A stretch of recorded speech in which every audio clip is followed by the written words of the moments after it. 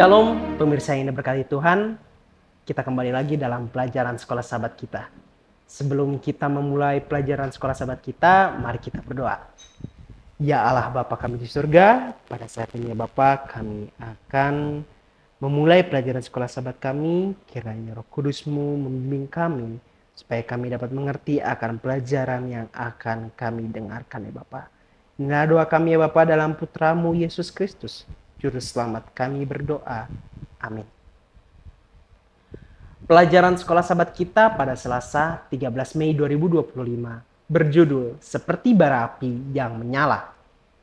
Kerub baik sebagai makhluk hidup dalam Yehezkiel 10 ayat 8 atau simbol emasnya dalam Keluaran 25 ayat 18 muncul di seluruh perjanjian lama.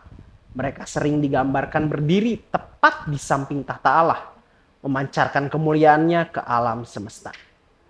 Kerub juga disulam ke dalam tirai di hadapan tempat Maha Kudus yang kita dapat lihat dalam Keluaran 26 ayat 1. Dalam kitab Mazmur, kuasa Allah yang tertinggi atas ciptaan digambarkan secara puitis sebagai Tuhan yang terbang melalui udara oleh kerubim yang kita dapat lihat dalam Mazmur 18 ayat 11.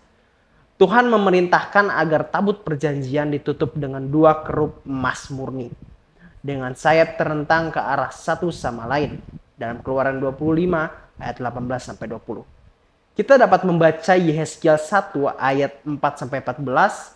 Lalu aku melihat, sungguh angin badai bertiup dari utara dan membawa segumpal awan yang besar dengan api yang berkilat-kilat, dan awan itu dikelilingi oleh sinar. Di tengah-tengah api itu kelihatan seperti suasa mengkilat, dan di tengah-tengah itu juga ada yang menyerupai 4 makhluk hidup, dan beginilah kelihatannya mereka. Mereka menyerupai manusia, tetapi masing-masing mempunyai 4 muka, dan pada masing-masing ada pula 4 sayap. Kaki mereka adalah lurus dan telapak kaki mereka seperti kuku anak lembu. Kaki-kaki ini mengkilap seperti tembaga yang baru digosok. Pada keempat sisi mereka di bawah sayap-sayapnya tampak tangan manusia. Mengenai muka dan sayap mereka berempat adalah begini. Mereka saling menyentuh dengan sayapnya. Mereka tidak berbalik kalau berjalan, masing-masing berjalan lurus ke depan. Muka mereka kelihatan begini.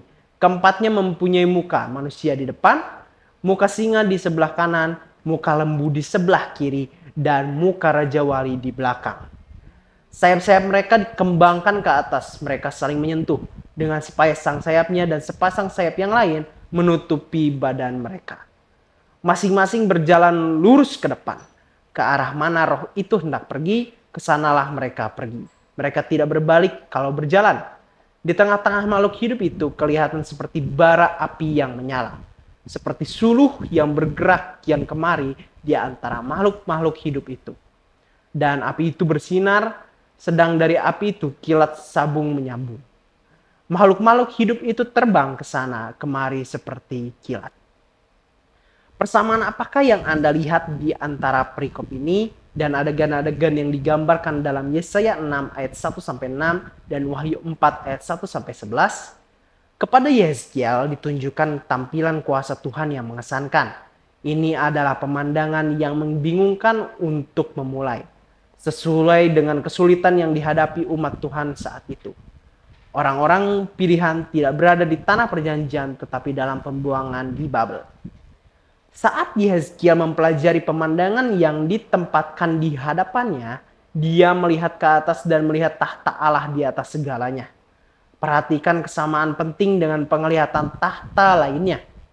Makhluk hidup yang disaksikan Yehezkiel memiliki wajah yang sama dengan makhluk hidup dalam penglihatan Yohanes. Singa, Raja Wali, lembu, dan manusia.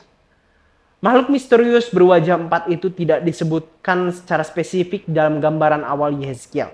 Tetapi kemudian di adegan ruang tahta lainnya yang kita dapat lihat dalam Yehezkiel 10 ayat 1 sampai 21, mereka disebut kerub. Dan kita juga menemukan bara api dari penglihatan Yesaya tentang serafim. Mereka berbagi wajah makhluk hidup yang disebutkan dalam penglihatan Yohanes, singa, Raja Wali, lembu, dan manusia. Setiap kali kita melihat tahta Allah baik dalam tabut perjanjian yang khas atau yang berfungsi sebagai tempat pertemuan Tuhan dengan Musa yang dalam Keluaran 25 ayat 22 atau penglihatan yang menakjubkan dari para nabi, kerub selalu ada di sana. Mereka terikat erat dengan tahta Allah. Semua makhluk Tuhan dirancang untuk mencerminkan kemuliaannya. Apakah kita berbicara tentang ras manusia yang diciptakan menurut gambarnya atau makhluk malaikat yang ditempatkan tepat di sebelah tahtanya yang mulia? Kudus, kudus, kuduslah Tuhan Allah yang Maha Kuasa. Bagaimanakah kehidupan Anda dibandingkan dengan kekudusan yang Yehezkiel saksikan di sini? Apakah jawaban yang Anda beritahu tentang kebutuhan Anda akan Injil? Tuhan memberkati. Mari kita bersatu dalam doa. Ya Allah Bapa kami di surga, pada saat ini ya Bapa, kami telah mempelajari pelajaran sekolah Sabat tentang bara api yang menyala-nyala. Kiranya iman kami dapat melakukan hal tersebut juga ya Bapa, di mana iman kami dapat membara supaya kami dapat lebih dekat kepadamu, lebih percaya kepadamu dan lebih mengerti akan pentingnya dirimu ya Bapa.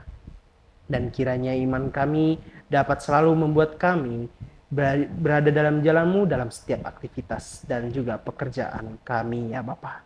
Dan ya Bapa, berkati pemirsa yang telah menonton ini supaya mereka dapat disertai oleh Roh Kudus dan menjalani hari-harinya dengan baik ya Bapa. Inilah doa kami ya Bapa dalam Putra-Mu Yesus Kristus Juru Selamat. Kami berdoa. Amin.